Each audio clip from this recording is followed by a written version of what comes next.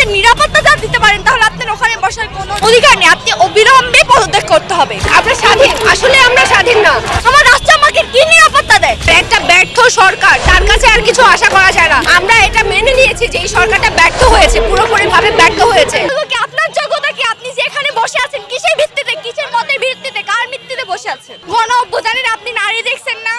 যখন আর নারীরা যখন লড়াই করছে, একটা ছেলে যখন একটা ইট মেরেছে, যখন একটা বাড়ি দিয়েছে, তখন পাল্টা যে মেয়েটা যে প্রতিবাদ করেছে তখন কি বলেছে মেয়ে নাকি অন্য ছেলে? তখন কি এটা ভেদাভেদ ছিল?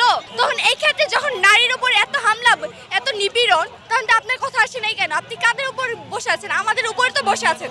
আপনি যদি আমাদের নিরাপত্তা দিতে পারেন তাহলে আপনার ওখানে বসার কোনো অধিকার নেই। আপনি অবিলম্বে পদত্যাগ করতে হবে। আসিয়া হচ্ছে মাগুরা জেলার মেয়ে, আমাদের ছোট বোন, 8 বছরের একটা মেয়ে। আমি যদি বলি, এখন অনেকে বলে যে আমাদেরকে বলে আমাদের পোশাকের সমস্যা, তাহলে বলবো ওই মেয়েটা কি দোষ করছে যে পর্দা করতো, যে হচ্ছে মাদ্রাসায় পড়তো? আমার বোন যে আসিয়া, যার কথা আপনি বললেন, ও কি দোষ করছে? ও কি বুঝে এগুলার? বলেন, 8 বছরের একটা মেয়ে, ও কি বুঝে? আমাকে উত্তর দিবেন আপনারা? পারবেন না। কি উত্তর দিবেন আপনারা? দিতে পারবেন যে ওই একটু মেয়ে কি বুঝে? ও খুন, দর্শন, নিপীড়ন এগুলা কি বুঝে?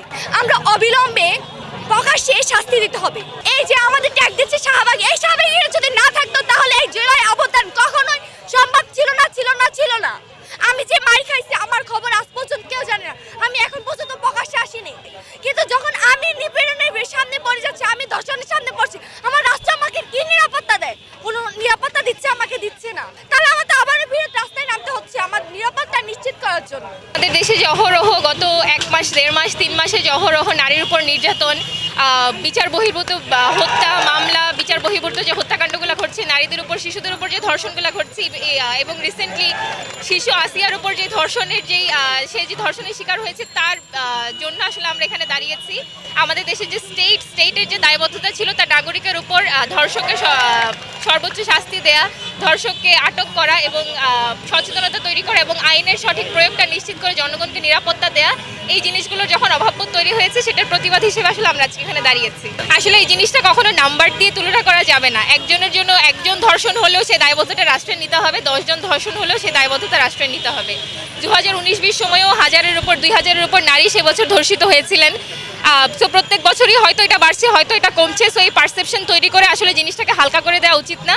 যদি একটা ধর্ষণও হয় সেই দায়বদ্ধতা রাষ্ট্রের নিতে হবে এবং সেটার বিচার আসলে সবচেয়ে দ্রুত নিশ্চিত করতে হবে। এটার দায় অবশ্যই রাষ্ট্রের, এটার দায় স্বরাষ্ট্রমন্ত্রী, এটার দায় আইনমন্ত্রীর। তারা যে সংস্কারের কথা বলেছেন, যে সংস্কারের কথা বলে আসলে তারা যেখানে আছেন সেই সংস্কারটা আসলে আমরা দেখতে পাইনি। আমাদের বিচার এবং আইন, ধর্ষণের বিরুদ্ধে আইন এখনও পেনাল কোডের আইনেই চলছে। কোনো দ্রুত বিচার ট্রাইব্যুনাল বা কোনো কিছু আমরা এখনও দেখতে পাচ্ছি না। ধর্ষণ নিয়ে অনেক ধরনের ট্যাবু এখন আমাদের আইনে আছে, এটাও কোনোভাবে এক্সপ্যান্ড করা হচ্ছে না। আমাদের আজকের এই আন্দোলনের দাবির মধ্যে এই দাবিগুলো ইনক্লুড করা আছে। সো এই জিনিসগুলো আসলে পরিবর্তন করতে হবে।